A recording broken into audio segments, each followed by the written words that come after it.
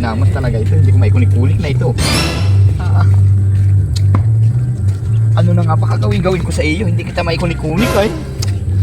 Kaya naman, atapon ko na ito maya-maya. Nainit ang bungo rin dito sa anong ito. Ano na may nagigilan mo dyan? Paano ito yun? Ako'y hindi ko maikunik-kunik. Ako'y talagang nasusura na dyan.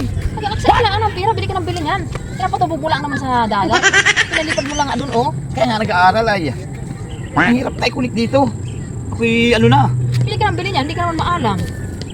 Saan ka nag-umpisa hindi talaga marunong.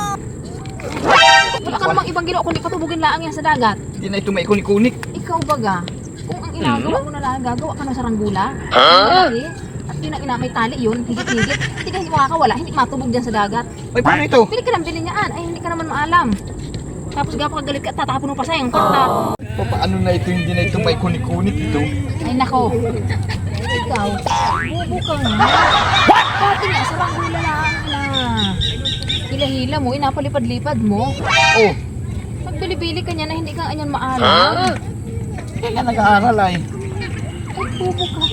Bubo. Pabayaan mo na yan. Hindi mo kaya.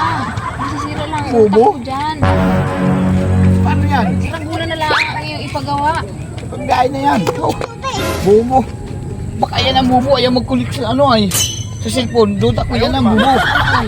Ha? Hindi ka nga makakaya. Pagbiyahe na yan. Bubo yan.